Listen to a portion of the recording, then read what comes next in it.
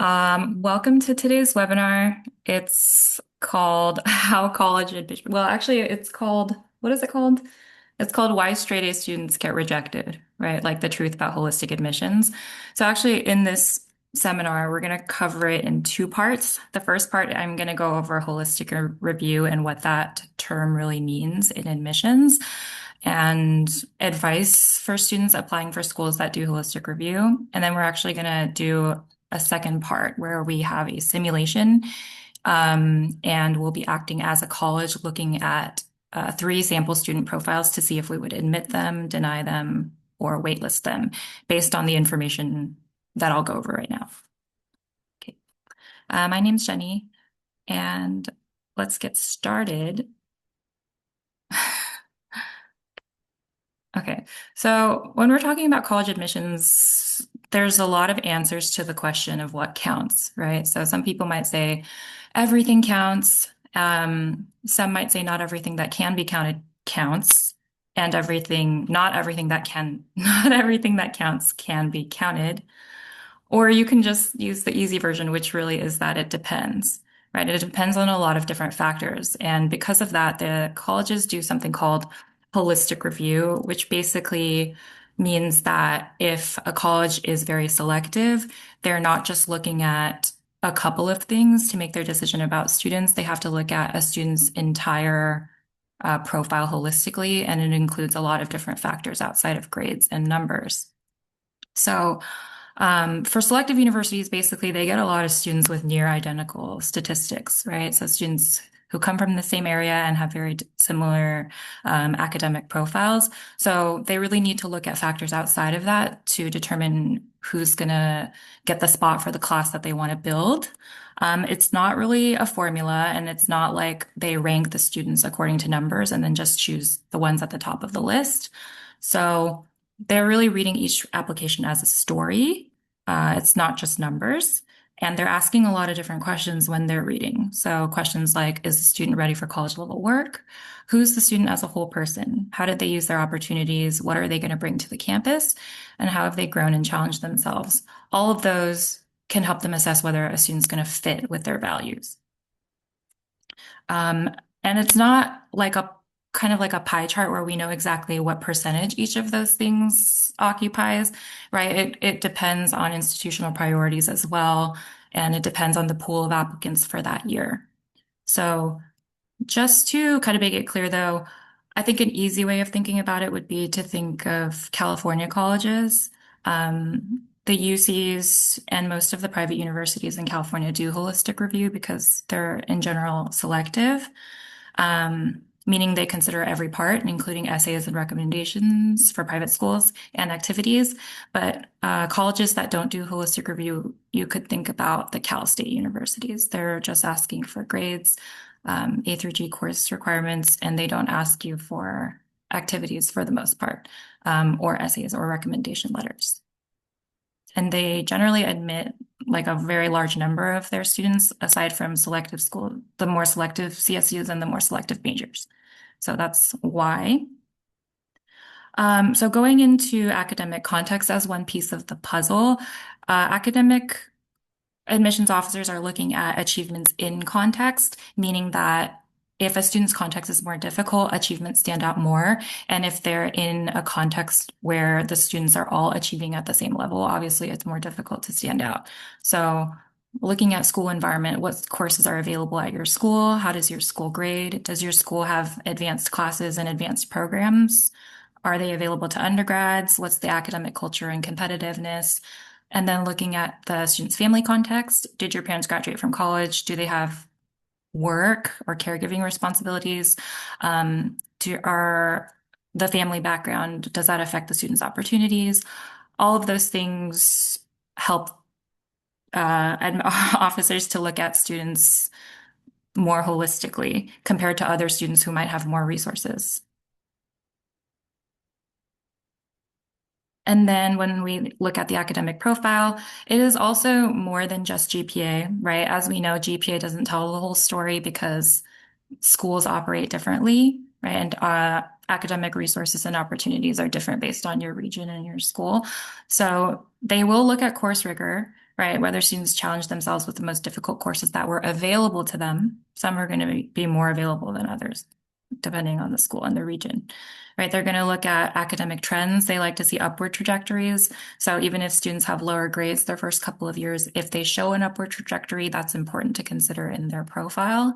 They also look at core subjects. So there are the general core subjects, English, math, science, social studies, foreign language, but also depending on the student's major, they're going to want to see if you have a strong performance in the major that you indicated, and if you're going to be ready for the level of work that they're going to ask at the college. And then again, school context. This is something that's submitted usually by a student's counselor, the school profile, to help admissions officers um, look at their grades and numbers in the context of the school and what they offer. So that is also important. But basically, students who are looking to achieve more, seeking intellectual challenges, that is more important than perfect grades, right? It's more important for them to take a challenging course load, even if their entire GPA and grade record is not perfect. You want to show that you're challenging yourself more than perfect grades and easier courses. Okay. So there's also the extracurricular profile. This kind of counts as part of the quantitative section of the application, but I think it's also qualitative in certain ways, but we'll get into that in a second.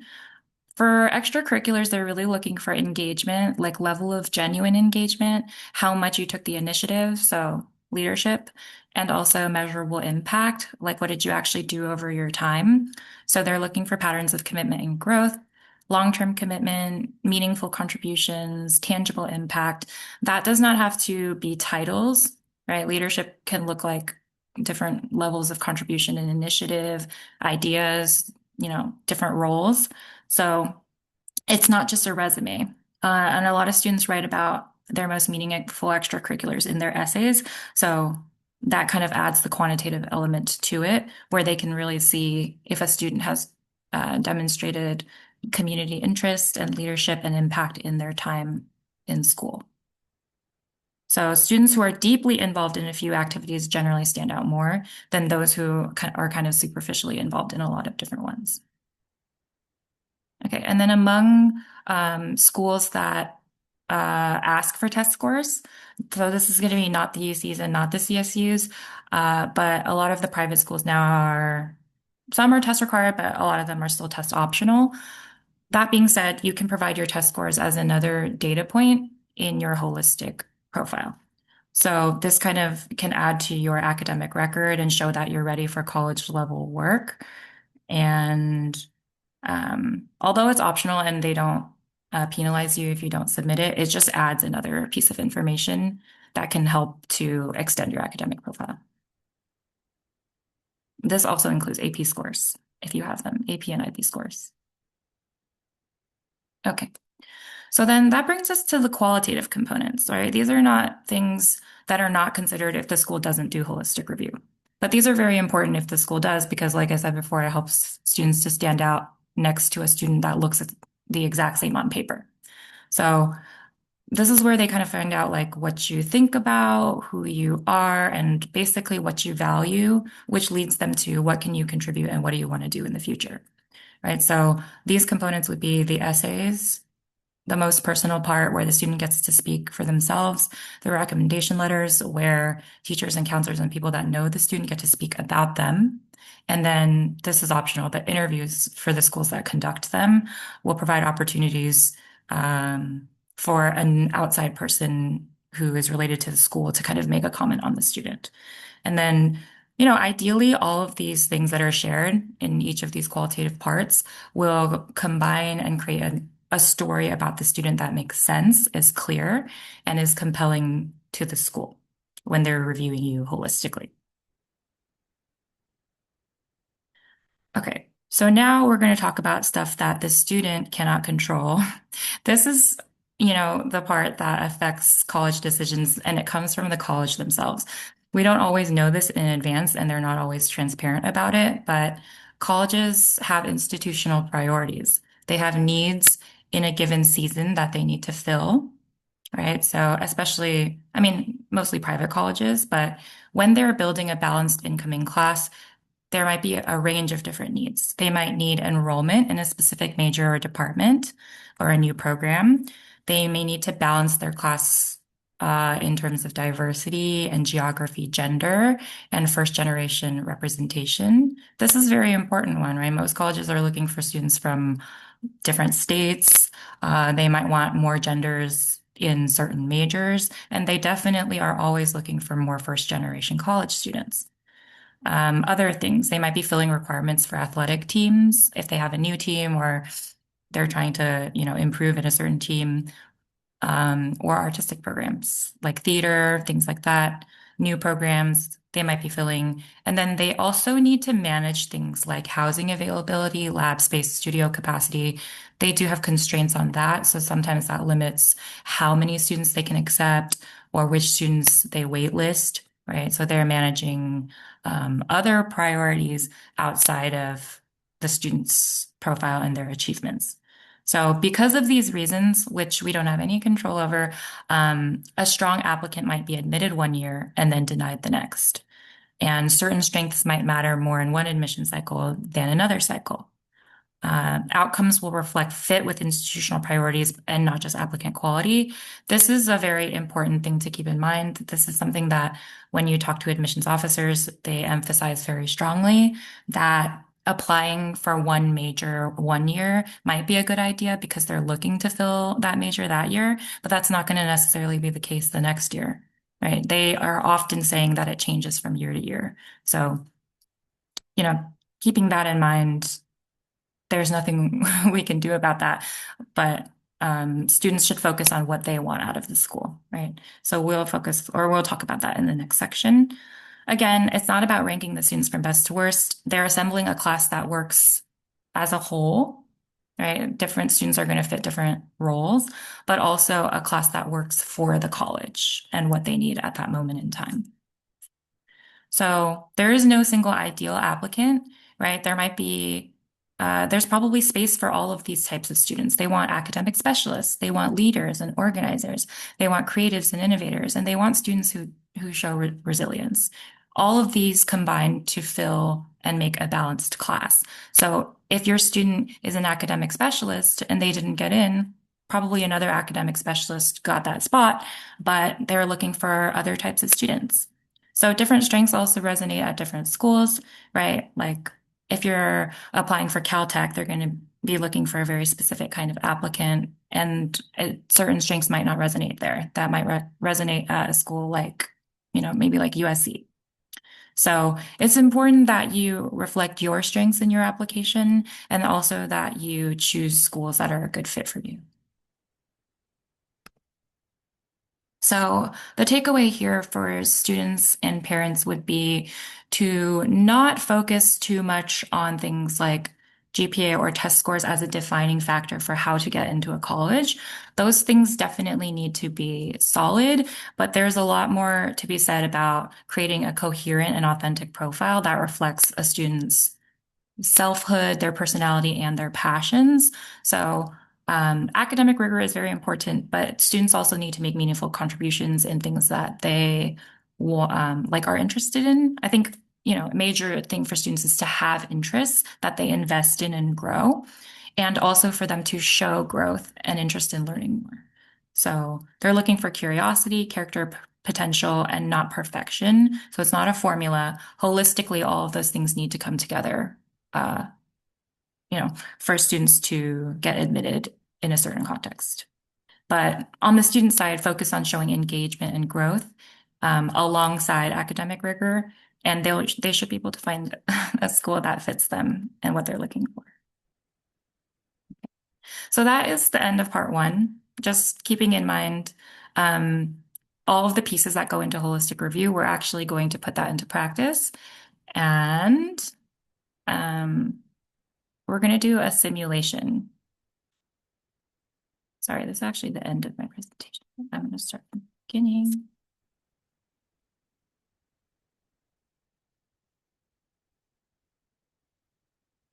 Okay. Can you guys see this new slide deck? Is that fine? Okay. So for this portion, it's like an activity. You guys are going to also contribute and have your input, at least in the polls, or you can comment. But we're going to take on the role of an admissions committee member at a selective university, and we're going to evaluate three candidates and make decisions about, in the context of that year, would we admit them? Would we reject them? Would we waitlist them? And just look at like how they fit in. All of the candidates are good candidates, right? They're all strong. They all have different strengths. So our job is to kind of look at their context, their personal qualities, and then consider our institutional priorities that year. Okay. So this is our college. We are Pacific Crest University. This is fictional, right? But we are stepping into this role. We are going to be a private university in Northern California. We have approximately 7,000 students or undergrad students, and our admit rate is like 10%. So pretty selective. This is like probably on par with like USC. We are highly selective, research focused, right? We offer a lot of undergraduate research opportunities. That's kind of our thing. Okay, so keeping these numbers, our selectivity and our size in mind, and our geographical context. We're in Northern California. Let's look at the applicants, or actually, let's look at the institutional priorities that we will have this fall. Okay, actually, so these are general values. We definitely value academic excellence. We value intellectual curiosity. We value campus contributions, community life, collaboration, and character and maturity is something that we're looking for in our students. Personal growth, resilience, and ethical leadership. So, that might be part of our mission statement. And then this is our testing policy. So we are test optional, and students are evaluated holistically even if they don't submit a score. If they do, it'll provide an initial data point. So these are our percentiles. Most of the students submitting SAT are going to be between 1350 and 1520. And then if they're submitting ACT, it's going to be between 29 and 34. So I would say higher, but there's a range, right? So they should fall within those ranges. And then finally, here are our institutional priorities this year for the students that we're trying to fill a class for. So, number one, we would like first generation students. We'd like more of those. We'd like to increase enrollment of the students who are first in their families to attend college. Number two, we're looking for more socioeconomic diversity. We would like more access for students from diverse economic backgrounds. Okay. Number three, we have a new data science and society program. So we are supporting the launch of a new interdisciplinary research initiative. That's something that we maybe want students for. We also have a women's volleyball team that we would like to strengthen. So maybe looking for recruits for the volleyball team, women's volleyball team. And we also have an award-winning university orchestra that needs a French horn player. Okay. So there's this singular need here. And then we, again, since we're a research-focused university, we also, of course, want to focus on our research output and have strong undergraduate participation in academic research. So those those 6 things we're keeping in mind as our priorities this year: first gen, diverse, new data science and society program, women's volleyball, French horn player for the orchestra, and research interested students. 6 priorities. Okay, so keeping that in mind, let's actually get into reviewing our student profiles this year. We have 3 students. Let's start with Amaya. So look at Amaya's school context. She goes to a large urban public high school in Los Angeles, at which only 6 APs are offered. Right? Her school SAT average is 1140, and not very many students attend highly selective colleges. Okay, so that's her school context. Looking at her academic profile, she has a 3.9 unweighted. She's taken 5 of the 6 AP courses offered. These are the most rigorous available. But, I see biology, Calc AB, English, environmental science, and Spanish. I don't see, Calc BC. I don't see statistics. I don't see chemistry. I don't see physics, right? So those are things I'm keeping in mind, but I do see that she's done 5 of the 6, and these are the most rigorous that are available at her school. Her SAT scores are 1380, which is definitely well above her school average, and it does fall into our percentile, right, above 1350. That's on the lower end. But let's take a look at Amaya's family background. She is a first generation college student. Okay, so her parents graduated high school only, and they own a neighborhood restaurant. And let's see her activities. So she is a varsity volleyball captain, okay, women's volleyball. She founded a peer tutoring program. Okay, she's done some air pollution and asthma research, okay, research. And she does spend a significant amount of time working at her family restaurant, 15 hours a week. Okay. So then let's actually take a look at Amaya's essay components and her rec letters to see if we can find anything else about her. For Amaya's personal statement, I don't know if you guys, if this is like too small for you to read, but if you can take a look, you could read through it. It's basically about Amaya doing research on asthma and wanting to understand why certain things happen and how to change them, and how she took a community college research course where she studied local air quality data. I've highlighted the parts that I think are important to take away. She says that seeing numbers connected to people's lives made learning feel powerful for her, and that education for her is not just about grades, it's a tool to understand problems and make life better for the people around her. She wants to take advantage of every class, every lab, and conversation with professors because it's not just her future she's thinking about, it's her family's future. Remember, she's first generation. And she wants to build a life where she can help her community breathe easier. So I see a lot of Amaya's values here. Her education is for the sake of others, right? And she's really trying to make her community better and her family's life better. Those are like her core values. Let's see if we can find that reflected in her rec letters. Amaya's biology teacher says she asks questions that go beyond the syllabus and connect scientific concepts to real issues in her community. Okay, she's collaborative and kind. Her English teacher says that she has significant responsibilities outside of school, but she remains fully engaged. So that's very important. And the English teacher says that she is mature, right? Her maturity comes from lived experience. Remember, that's one of our institutional values, right? Students that are mature, collaborative. She approaches learning as a privilege. Okay. And then we also have her counselor recommendation and her interview report. Her counselor says that Amaya has maximized every opportunity available at a school where resources are limited.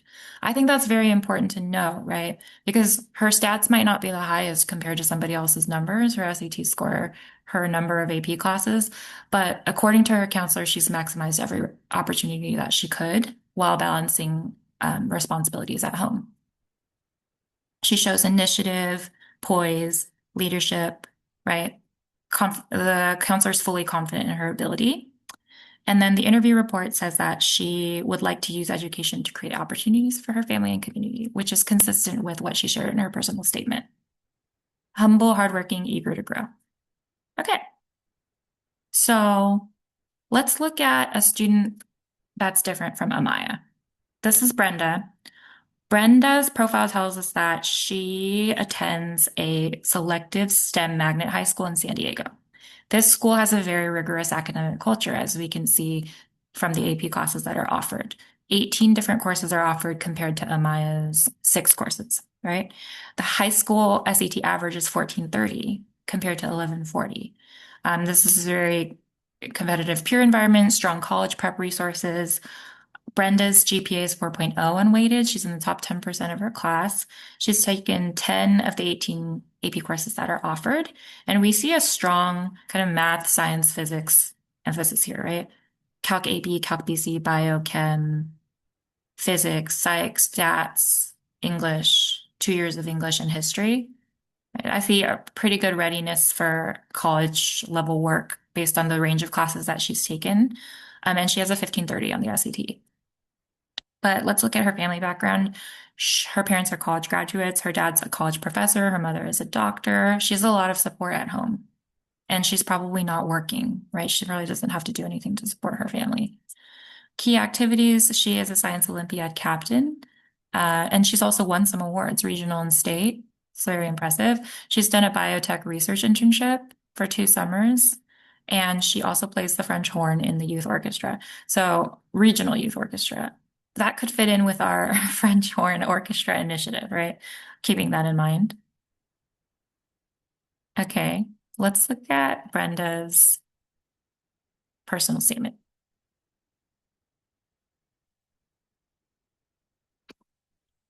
So Brenda loves science. Science has made more sense to her than anything else in her life. She doesn't, care about opinions, evidence, or she only cares about evidence. In her biotech internship, she spent weeks troubleshooting a failed gene amplification protocol, and she found comfort in the process of isolating variables. It taught her that persistence and methodical thinking leads to truth.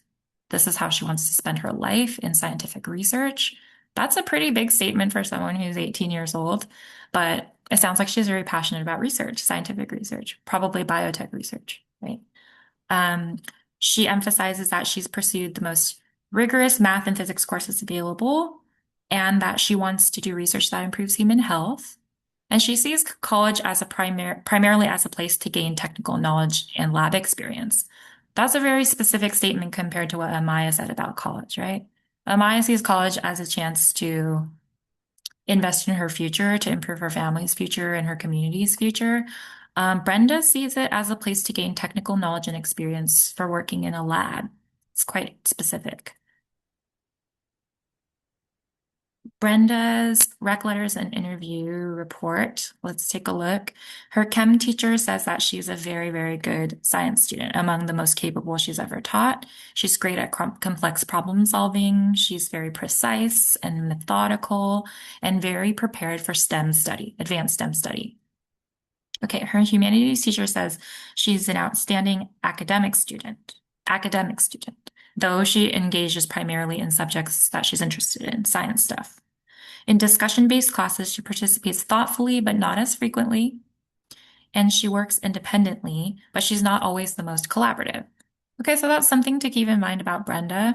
I think that makes sense for someone who wants to devote their life to lab work, right? Because they work quite independently there. But, it's kind of different from Amaya because she's not like community oriented, right? She wants to work independently. And then her counselor says that she has pursued the most difficult coursework, she's self-motivated, and she's prepared for the demands of a research university, specifically in the science fields. Her interviewer said that the conversation stayed largely centered on academics, and she asked a lot about lab access, or faculty research, and she talked about her scientific interests. So I think overall for Brenda, we get a strong sense of what she's interested in, right? I think maybe Amaya's interests were more broad. She wanted to do maybe some health-oriented research that would benefit her community. But in comparison, Brenda does have a better academic profile, and she is more interested. She has a very specific field of study and career path that she's pursuing. But again, it depends on our institutional priorities. So for our last student, um, his name is Charles. Let's take a look at Charles's context. He attended an elite boarding school in Boston, right? This is a nationally known boarding school. That tells us a lot already that he's coming from privilege, right? And that he attends one of the best institutions in the country for high school. They have 20 AP courses there, and they also offer a full IB diploma program. So they have a lot of academic tracks and pathways available. Their school SAT average is 1470 and their ACT average is 33. So the students there are obviously very high achieving and the environment is highly competitive. In that environment, Charles is ranked number 2. So he's like best of the best, right? His GPA is 4.56 weighted. He's taken 12 AP courses. Let's see what courses he's taken. Biology, Calc BC Chem, Comp Sci A and P, macro and micro, physics 1, 2, and C, stats, US history. I see a student whose course rigor has prepared him for something maybe related to engineering, right? Because he's got computer science and physics, right? And chemistry and biology and statistics. So, and calculus. So in any kind of STEM engineering kind of career, he is definitely prepared based on course rigor alone. His ACT was a 35. And let's take a look at his family background. So both of his parents are college graduates. His dad is the CEO of a software company, and his mother is a lawyer. I think you can tell that, that this student probably has resources and professional networks available. If his dad owns a company, he might have like connections there. You know, he's probably has much more of a leg up than other students who don't have as many, professional connections at that age. So I think, with that level, we're expecting a lot out of Charles for his activities. He does have published computer science research. He is the debate team president and he's a state champion, so very good at debate. And his major passion project is that he founded the AI plus social justice club at his school.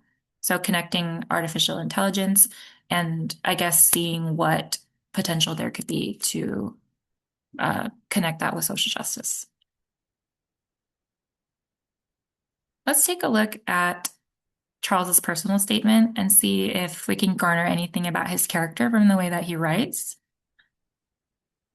It says that he's taken the most advanced courses in math and comp sci. I mean, we kind of already know that from his profile, but let's say,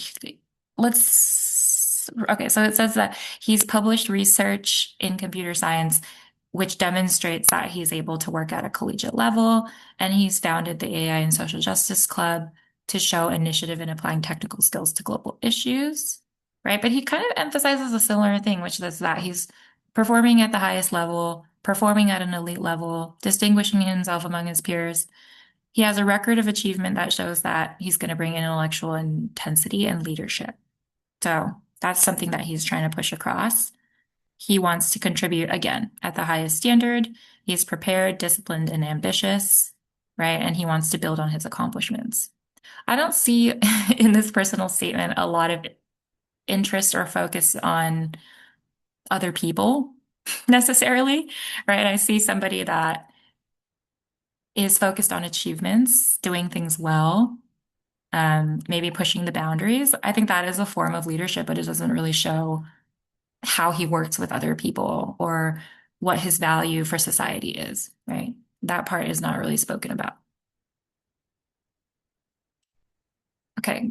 So his CS teacher says that Charles is one of the strongest comp sci students their school has ever seen. Okay, he's very good at comp sci. His research initiative is very rare, and he has intellectual ambition beyond his years. Okay, we know that. And his history teacher says that he brings strong opinions to class discussions and that his debate abilities and ability to kind of push ideas can really energize discussions. But he does say that at times Charles can dominate conversations, right? And that he might need to continue developing his ability to listen to his peers with different perspectives. I believe college will be a place where Charles can grow in this area. I think that's good to keep in mind, this element of Charles's character, right? That he might not be the best listener yet, and that there's ways in which his leadership can grow and improve. So for his counselor, she or he says that Charles stands out for intellectual drive and ambition, performed at a high level, says that he'll do well in environments that encourage intellectual debate and independent thinking. I don't know if, it's not saying that he'll do well in environments that are collaborative, right? So I think we know what kind of student Charles is at this point. Says their interview said he was confident and energetic and that he values achievement, um, and has a strong intellectual presence. Doesn't say much beyond that. So, what do we know about Charles? And thinking about institutional priorities, let's get back to figuring out who we're going to admit, waitlist, or deny in this round. So we're PCU. We only have one spot available. And so we kind of know their profiles. We know where they come from. We know who's better in what areas, right? Charles clearly has the best academic profile, but if we're looking at all three of them in context and looking at priorities, are we going to admit Charles? Um, let's look back at the priorities. So we want first gen students and we want students from diverse backgrounds. Neither Charles nor Brenda are first gen or from diverse backgrounds. Only Amaya fits those two, right? There's a data science and society program, which Charles would be good for. He wants to do like AI and social justice, right? So that would be a good match for that. But, we don't know what the other students' majors are. Like Amaya, maybe she could potentially fit this bill. Don't know. Women's volleyball, only Amaya qualifies for this. And then French horn player, this one obviously goes to Brenda. Research output, I think all three were involved in research, but the student who's most interested in research was probably Brenda.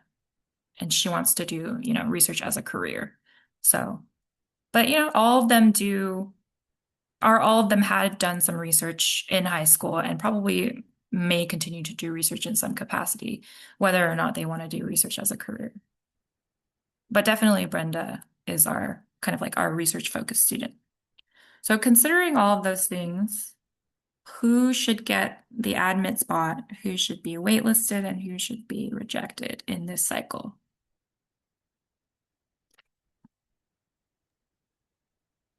Right. We put up a poll, so please vote and see what you think.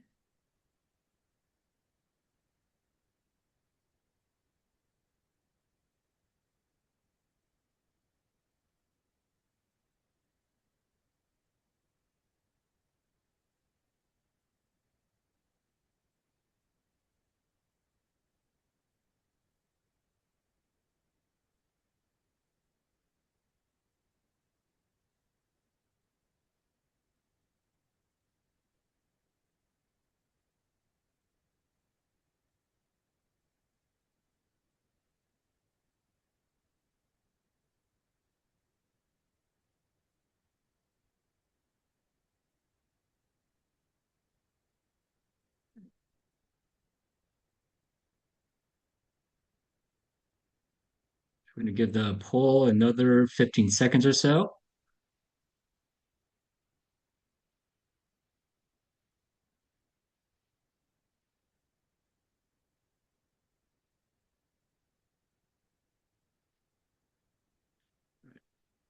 Let's see if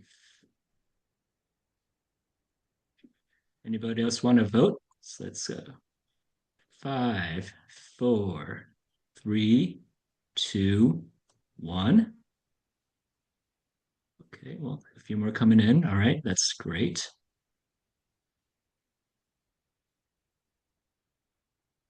All right, so I'm going to end the poll. I'm going to share the results with you.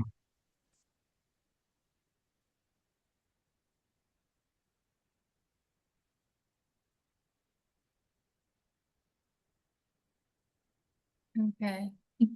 It looks like Maya got the highest percentage for admit. 70% of you guys said we should admit Amaya.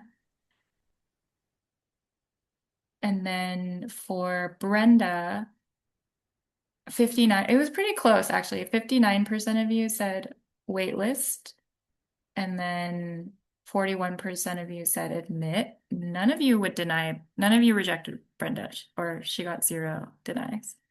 And then for Charles, poor Charles, he got 67% deny, 3% admit, and then 22% waitlist.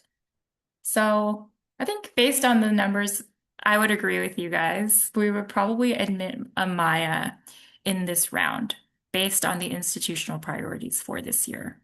I think even though her numbers are not as strong as the other two, and it's mostly, she didn't have as many resources as the other two, and if I was concerned about her being able to succeed in our environment, the rec letters were very sure and certain as to her ability to succeed. They said that she's very determined, that she tried to maximize the resources that were available to her, even though there weren't that many. And importantly, she's first generation student and she comes from a diverse background. They're trying to increase access. She also could join the women's volleyball team and she might contribute to research, right? So she fits a lot of these requirements that we have for this year. But that doesn't mean Brenda and Charles are not are not qualified. They definitely are. Um, I think for some reason a lot of you guys would rather waitlist Brenda than Charles, even though Charles has a higher academic profile. And I tended to agree with that. I was, debating between the two. You could make a case for either of them. But if you're thinking about PCU's um, campus values, right, there was some stuff about maturity. Let me see if I can go back to find it. I don't think I can. That's fine.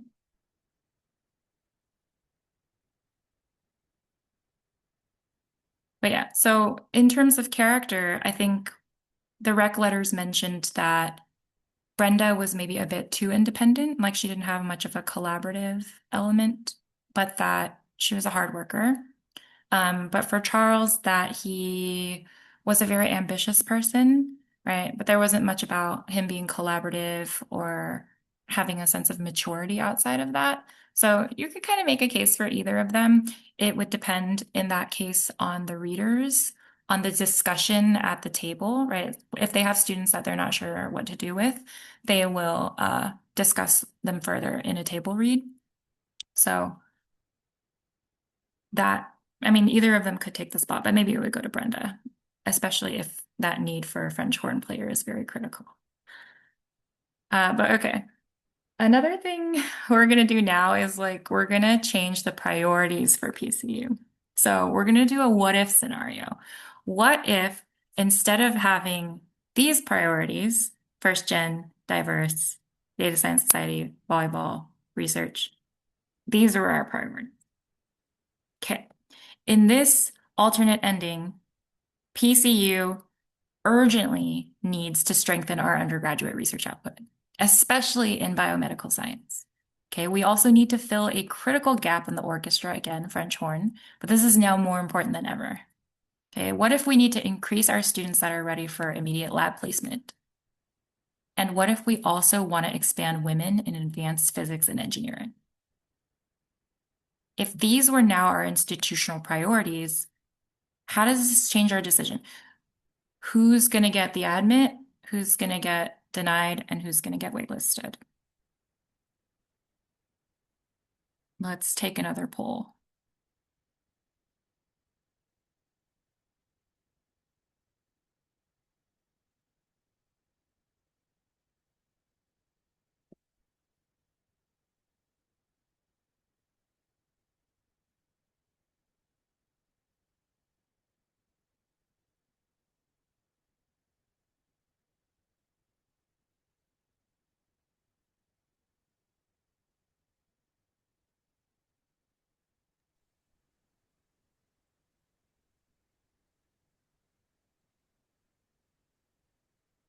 So five, 5 seconds.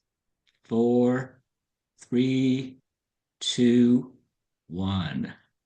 Ending the poll.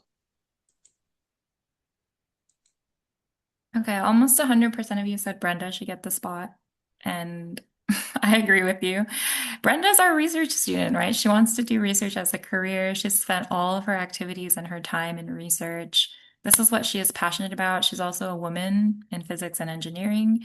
She wants to spend her college experience doing lab work.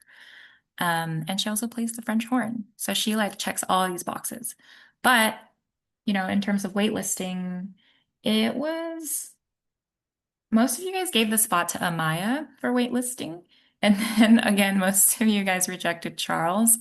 I don't know if that's because, Amaya could contribute to some research. She did do some kind of like bio-related research. And she's also a woman who could potentially, be in physics and engineering, or at least in STEM. And Charles did do some computer science research, but he did not do biomedical research. So that could be why he didn't get the spot. Okay, let's change our priorities one more time.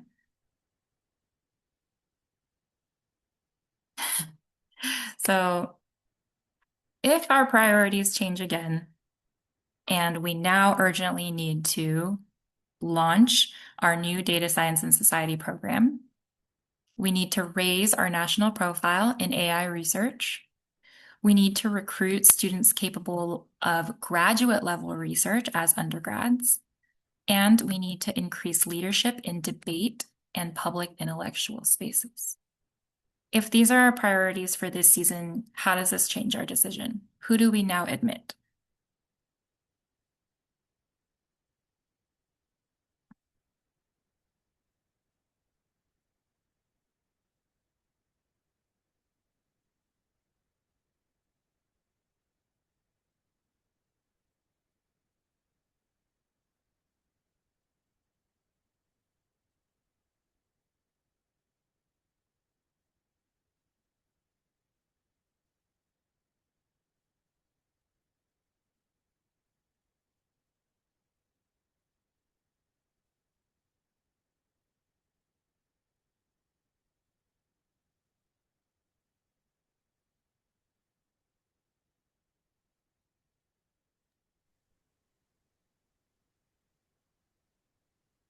In five, four, three, two, one. Okay. 100% of you guys admitted Charles in this case, and I would agree with that. This is like all Charles, right? Data science and society. He's done activities related to AI. Um, he has done graduate level research or like very high level research, even in high school, and he is a like state level debate champion. So when we change our priorities, suddenly Charles is going to be the best candidate to fill our class. When it comes to waitlisting, most of you guys picked Brenda. 68% of you picked Brenda to waitlist, and 17% of you, or actually, no, 68% of you chose to deny Amaya in this case, right? So Amaya goes from, in a different context, being our number one candidate to our last candidate. Right? I think you could probably make a case for Amaya or Brenda again in this context, but that would depend on some additional factors, right? Okay. So does anyone have any questions about the like these scenarios and why certain things would have gone a certain way or why, you know, a student would have been chosen or not chosen based on the information that we provided?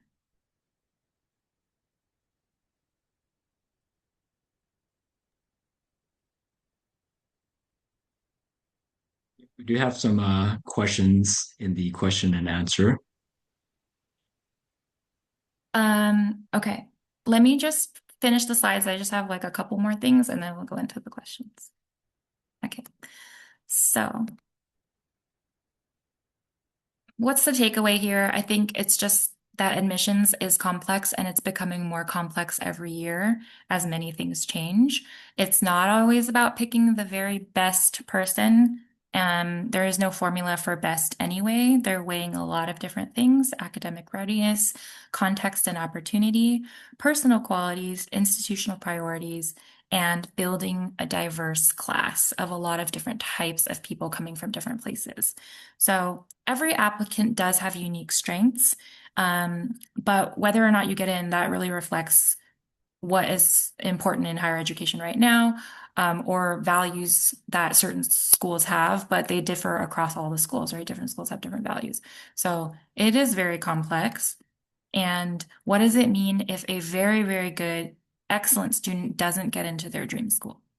Well, it doesn't mean that they weren't good enough. They definitely were good enough. There are definitely so many qualified students that get rejected every single year. It doesn't mean that their hard work was for nothing, right? Because if they are capable and competent and they, learned all this stuff, the stuff that you learn never goes to waste. I think it can always be used. And it doesn't mean that their future is suddenly changed for the worse just because they didn't get into a dream school. It usually just means they were in a pool of a lot of strong applicants. It means that the college had limited space. It means that institutional priorities might not have aligned with your profile this year. And it means that they were trying to build a class. Then they weren't like ranking students and putting people above and below other people. Okay. Um, yeah, if you didn't get in, there's a lot of other students who didn't get in as well, and they could have succeeded there. But as I said before, every class and every like season of admission is different. The needs are different every time, and the applicant pool is different every time. So, what should students do? I mean, I think that students should kind of take the focus off of prestige, right? For one thing, it's not all about how impressive does a school sound. It's really more about, am I going to grow there? Am I going to learn best there? And am I going to become the person that I want to be there? I think the difficult thing about that is knowing what you as a person want, right? Especially if you're only 17 or 18 years old. Um, but these are some things you can think about when you're figuring that out. What kind of teaching style you like? Do you like more discussion based? Do you like bigger lectures? What kind of class size do you think you would do well in? Very big? Do you want to be one in a crowd, or do you want to be like, you know, a face that everybody knows? Do you want the campus to have more research or more of a teaching focus?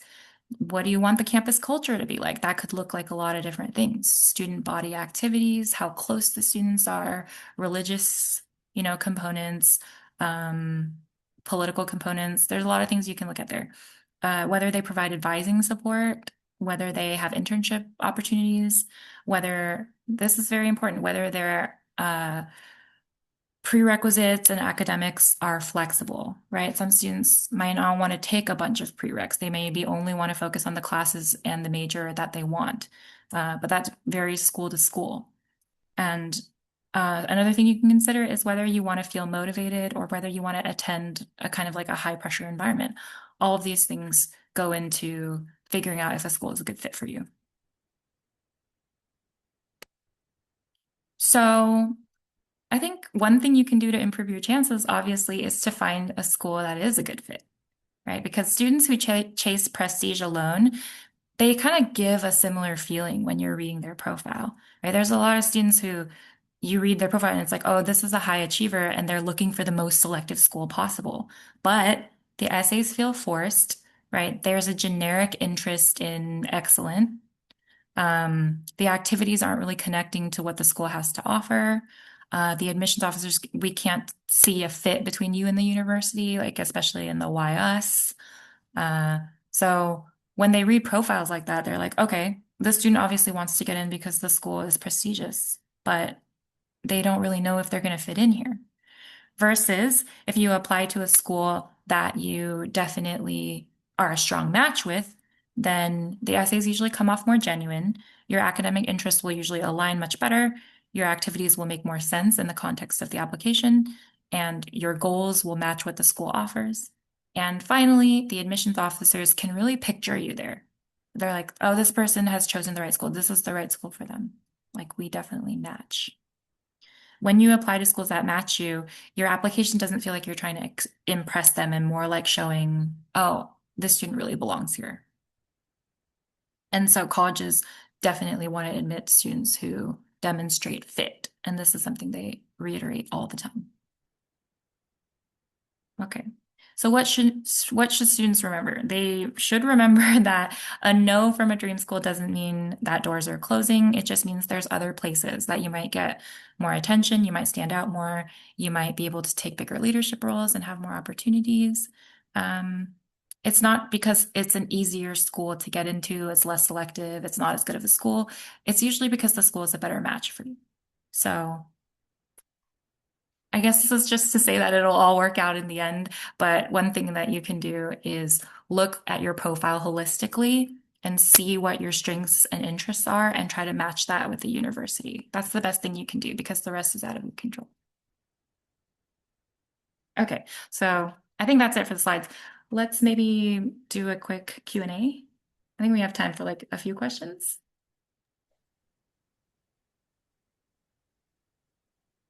There are a lot of schools about how to find out a university's priorities. Um, there's going to be certain things that they don't share with you, but if you follow with a school's like changes from year to year, they usually announce that. You can sometimes find things out.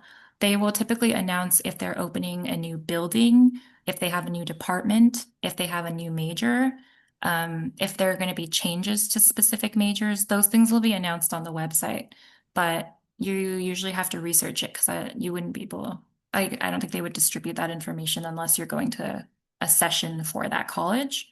That being said, you should definitely also attend info sessions for the colleges that you're interested in, because often in those sessions, they will emphasize if there's anything new that they're looking for, if there's any majors that they want to recommend and try to fill. You can also ask them directly, if you happen to be in conversation with with an admissions officer if they come to your school. Let's see. But, we can't know what the school wants before we apply, right? There's going to be things that they just don't share. Some of them have common data sets, some of them don't release them. Uh, and things like finances, like housing, mm, why they waitlisted one person versus not, like those kind of things they're not going to reveal. So we can only speculate. Somebody asked, do students need to say the truth about parents' jobs? I would go with yes, because it's going to come out anyway if you're asking for financial aid or if you fill out a CSS profile. Those kind of things should be accurate, because if they're not accurate, it can delay a lot of the administrative process.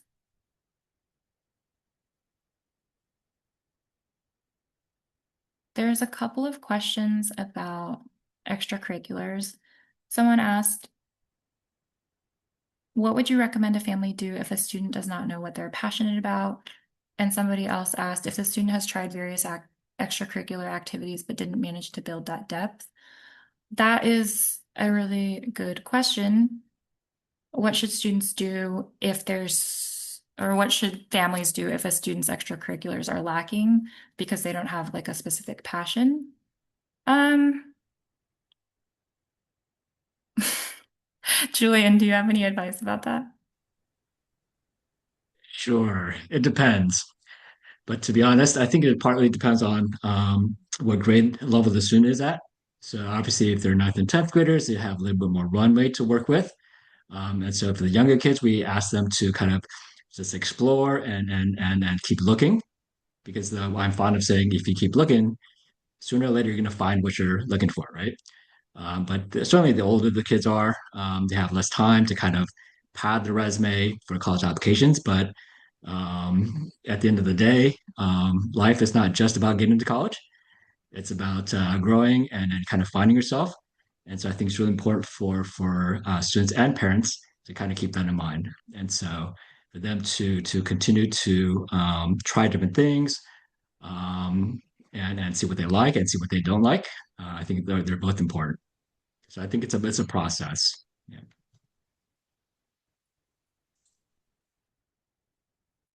Yeah, so someone said that they attended a parent info session for their freshmen at UCI where they shared stuff like needs enrollment and impacted majors, and they said they're not sure if these sessions are available outside of admits. They are generally available if you go and take a tour at that college. There will be like a counseling info session where they share a lot of that stuff. We would always recommend students go on college tours anyway, because you can learn a lot. But that's a good place to learn about institutional priorities, and because there's a lot of those you're on the college campus, so you can often ask them directly. Let's see. Is there anything else? Oh yeah, I also think with the extracurriculars thing, it is better to start very young, right? It's better if you start cultivating a student's interest before high school, like starting as early as when they're very little, elementary school, because I think one of the issues that we run into as counselors with students that are not motivated with activities is that they're starting way too late. Once you're as a freshman or a sophomore, you only have a few years to like start building up this incredible interest. The interest will be a lot deeper and more expansive if you have already started cultivating it from a younger age. So I think, general advice would be if you have younger students, let them explore a lot of different things, and let them spend time getting deep into things. Uh, you might think it's like a distraction, but that could turn into like a very deep interest later on. So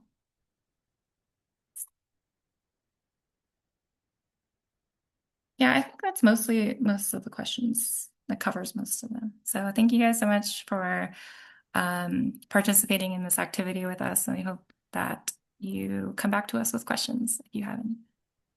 Yes, and then certainly contact your local office and talk to the counselors and directors there. They're going to provide you some with some good advice. All right. Thank you so much, everybody. Hope to see you soon.